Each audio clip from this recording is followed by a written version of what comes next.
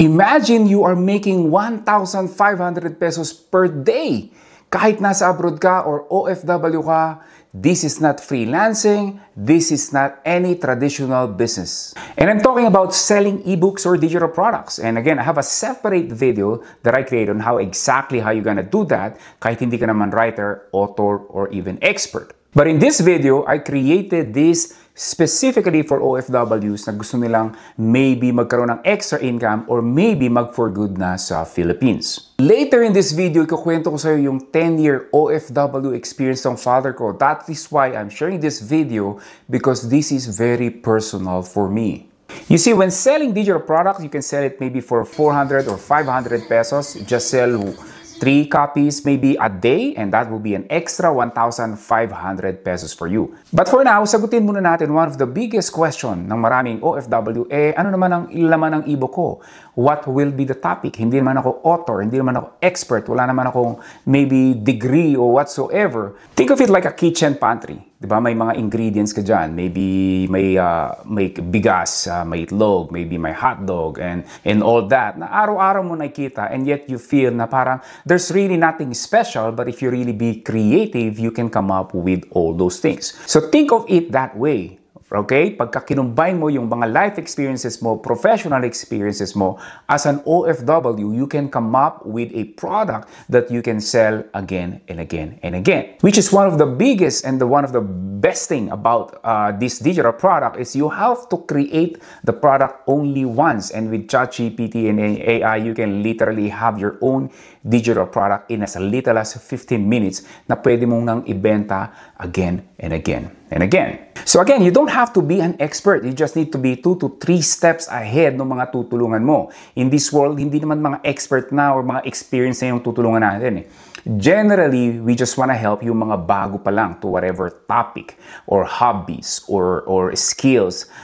Sila yung mga gusto nating tulungan and sila yung bibentahan natin with our own digital product. So my friend, whatever you think is ordinary for you, that can be already an extraordinary to other people. It's just that like ginagawa mo lang siya for many years, kaya parang feeling mo, wala naman sigurong gustong bumili ng ebook about certain topic or things that you already know. Remember, again, you don't have to be an expert. You just have to be 2 to 3 steps ahead of someone na tutulungan mo. Okay, sige, tutulungan kita. So here's what we're gonna do. Okay, get a piece of paper or a notebook and then a pen. And then we will gonna brainstorm. I'm gonna ask you just a couple of questions na pwedeng pagsimulan ng big idea mo that will turn into an ordinary business into maybe a multi-million business. Okay, so step 1 is list your everyday knowledge. Ano yun? Ito yung mga bagay na ginagawa mo sa pang-araw-araw, maybe sa trabaho mo, maybe meron kang certain hobbies, or maybe meron kang certain sports, or maybe mga books na ginawa mo, or rather binasa mo, mga natutunan mo. Every day that you have, just brainstorm. You don't have to write a sentence, just some topic ideas na again, pwedeng pagsimulan ng big idea to a big business. So for example, seaman ka, natutunan mong how to simply invest sa Philippines, that can already be an idea. Or dahil matagal ka ng seaman, magaling ka ng mag-budget, you can maybe come up with a topic regarding sa budgeting na maraming OFW ay nag-i-struggle, padala ng pera, tapos wala naman silang naiipon. Or let's just say you are a nurse. Okay, so may mga shift ka na panggabi, you can maybe come up with an ebook on night survival guide on how you can still get a better sleep kahit na medyo late na yung tulog mo because of your shifting schedule. Or you are a domestic helper, maybe you can come up with a simple side hustle that many domestic helper can do over the weekend. Yung mga pang-weekend lang na pagkakakitaan. If you are an engineer or a technician, maybe you can create an ebook on how to transition from an in-office to maybe a remote technicians. Say if you are in a hotel or restaurant, right? You can come up with some tips on how to get promoted in your job or maybe how to get more tips from your customers. So as you can see, there are a lot of things that you can turn into a digital product or ebook. Again, I have a separate video in this channel, about an hour and a half, detailed on how to turn your idea into a digital product. And one of the great thing about this ebook business, hindi mo kinakailangan maging techie. You can literally just create your ebook, lagay mo sa Google document or in a simple Word document, turn it to a PDF file. Maybe you can accept GCash or maybe online banking, and then i-send mo lang sa kanila via email or messenger yung file. So again, you don't need to even launch a website in the beginning. The key here is for you to be able to get started at matikman mo yung what it feels like to make that extra 1,000 to 1,500 pesos per day. And you don't even need to spend a lot of hours to get started with this. You can literally, hindi ito isang dagdag na trabaho na naman. You can literally just have extra 1 to 2 hours over the weekend. Pwede mo nang simulan tong negosyo na to.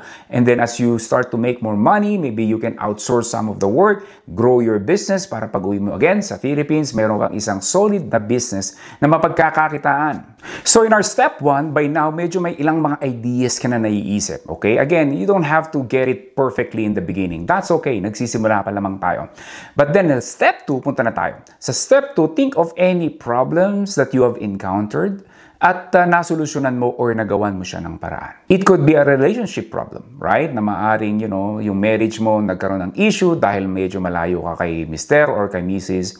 But then you found a way to solve at maibalik at maayos yung naging problema nyo. Or maybe naririnig-rinig mo, marami kang mga kapwa OFW or katrabaho na hindi man lang nakakaipon. And yet, you were able to save more than 500,000 pesos, for example, and yet pare-pareho lang naman kayo ng kinikita. So people will be curious, uy, how did you do that? Right? Maybe hindi 500,000. It could be, masaya na sila, makaipon sila ng 100,000 pesos. So again, think of any hobbies or skills mo or yung mga pinagdaanan mo sa trabaho that you were able to solve that can become a genesis or simula ng negosyo na itinatayo natin ngayon. Step number 3, think of yung mga messages sa'yo ng mga kaibigan mo. Ano ba yung mga bagay or katrabaho mo, ano ba yung mga bagay na lagi nilang tinatanong sa'yo? Things that you may know na again, dahil common knowledge na para sa'yo, but for them, it can be already a big idea or a big topic. So again, go check your mga messages mo,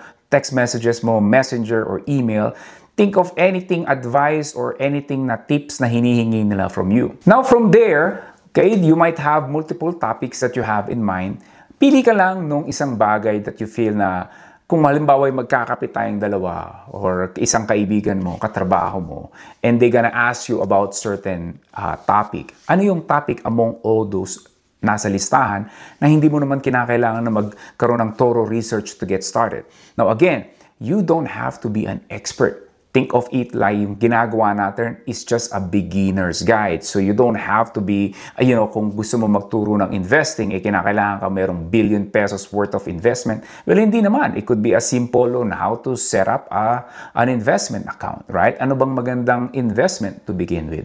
How do I get started? Do I need 1 million pesos to get started with investing? So those kind of seemingly simple question, but then again, dahil nagawa mo na or maybe yung problema na solusyonan mo na, for you, simple na lang. So just recently, I'm really trying to be more good sa aking YouTube content. For many years, I just ignored it. Dumarami na akong in-upload but I was never really able to grow itong aking YouTube channel. So what did I do? I started researching and studying about YouTube. So I listened to mga ilang may experience na rito and I pick up like the most basic one just to get started. Like anong ilalagay kong title sa YouTube channel ko?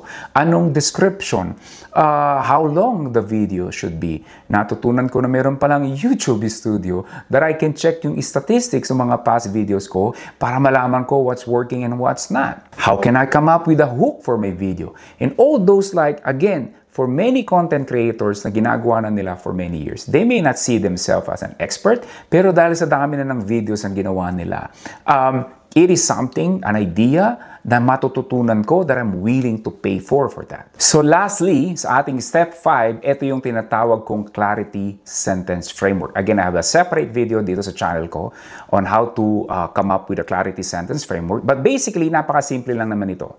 Ito ngayong simpleng sentence lang that is structured like, I help blank who are struggling with blank through blank. So parang 3 fill in the blanks lang. Ano yung first blank? Yung group of people that you want to serve. So normally, huwag ka nang lumayo. Right? If you are an OFW, maybe start with helping other OFWs, right?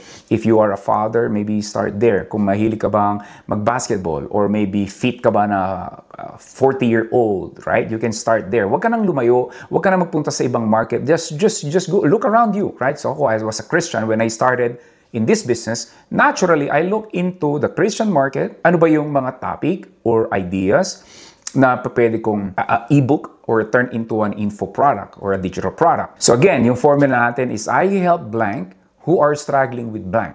Struggling with blank, ano ba yung problema nila? Ano ba yung specific challenges that they may have? Once you identify that, yung isa na lang is through blank. Ito yung tinatawag nating core concept or big idea. You can literally ask ChatGPT, hey ChatGPT, I have this sentence, it's called Clarity Sentence Framework. I help blank through blank.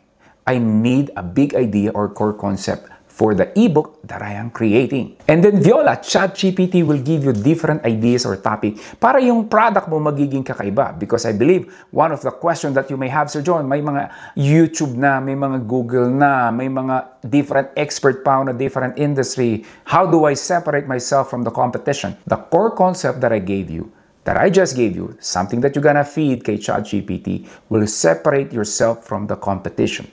You see, sa negosyo na ito, we're not trying to come up with a perfect product. The key here is execution. In a digital product, you can create it, yung ebook mo, between 30 to 50 pages. And again, now with ChatGPT and AI, they can create a digital product for you. Listen, my friend, my father was an OFW for 10 years. Kung ngayon siya nabubuhay, for example, OFW, this is the exact advice that I'm gonna give him. Kesa naman nawala yung 10 years nung bata kasi ako. He left for Saudi Arabia at 10 years siyang nalayo sa amin. Though every year umuwi naman siya, I think by December, but still, it's a lot of time na na-miss ko, yung father ko, because growing up, just like many Filipinos, wala siyang nakuwang maayos na trabaho o malaking magkakakitaan, so no choice siya somehow. So he has to go to Saudi Arabia so they can feed us and they can bring us to some, give us some nice education, and sure enough, ganun nga yung nangyari. But then again, here's the thing, yung 10 years, hindi na kasi natin maibabalik yun. Yung mga 10 taon na nawala, hindi na maibabalik. So now, my friend, meron na nasa kamay mo. Nasa kamay mo na ngayon yung opportunity to finally be reunited with your family without you thinking, saan naman ako kukuha ng pambayad ng ganito? Nag-aaral yung anak ko, yung college education. Tinutulungan ko pa yung nanay ko sa medication niya, this and that. Look, listen, we all want to be the best person that we can be. And if you will ask me, why am I doing all these things? Because my father was an OFW too for 10 years. So I know what it feels like. Maybe hindi ako OFW fine, but I know what it feels like na mapalayo sa mahal mo sa buhay. So my friend, in just 5 simple steps, dapat magkakaroon ka na ng idea on what will be your first digital product. Remember, in this first part of the video, I shared na you only have to do this product once and you can sell it again and again and again and again. Think of it like a real estate investment. Di ba? Yun ang gusto ng maraming Pilipino. Yung makabili sila ng mga apartment, pag-uupahan nila, and then may papasok na sa kanilang every month at 10, 15, 20,000 doon sa mga apartment nila. The challenge with that is you need capital, right? Para makabili ng isang apartment, paayos mo, maintenance mo, and so on and so forth. With a digital product, exactly the same thing. This is not just a product, but an asset that brings you money every single month. Again, the idea is simple lang naman in the beginning. Maybe magbenta ka muna ng isang ebook per day for 500 pesos. So that will easily give you what? 15,000 pesos extra, and then once na nakakabenta ka na ng isa-isa every day, gawin mong 2, 3. So from making 500 to now you're making 1,500 per day, mahina ako sa math. Magkano na yon?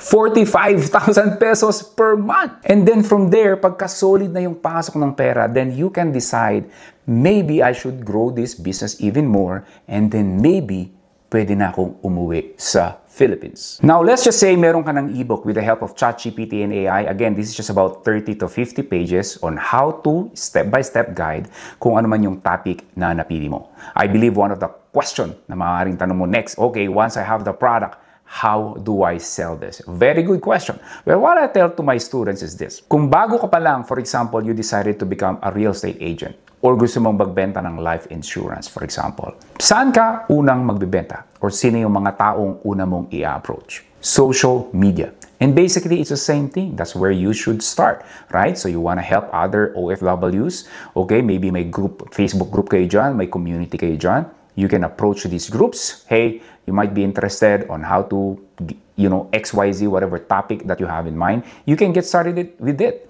Again, initially, okay lang mag-manual ka muna. That is okay. So pag may interesado, ask them to DM you. And then, hey, here's what the topic is all about. And then, bigay mo yung payment option, right? Can I pay you GCash or PayPal or credit card? How do I do that?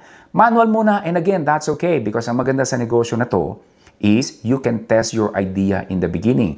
Remember, for this entire video, I am not asking you to buy or invest on anything. This is just an idea we're just turning into a product and a multi-million peso business. Believe me, my friends, I have sold over 350 million pesos doing this business. So I hope, my friend, marami kang natutunan and I'm really excited na makapag-create ka na ng yung very first digital product mo and let me know what will be the result be like because I've helped a lot of Filipinos already doing this business at marami sa kanila OFW na nakauwi na o yung iba naman marami sa Philippines yung mga dating corporate employees and now they run their own online businesses. Yung iba naging coaches na, course creators and all those things. And my friend, I want to end in this message. You see, in this life, marami ng opportunities unlike 20 years ago. Technology, the internet has opened up opportunity for us. We just have to adapt with this technology and use this technology to our advantage. Remember, my friend, life is too short to waste on a job that you hate. Talk to you soon. Bye-bye.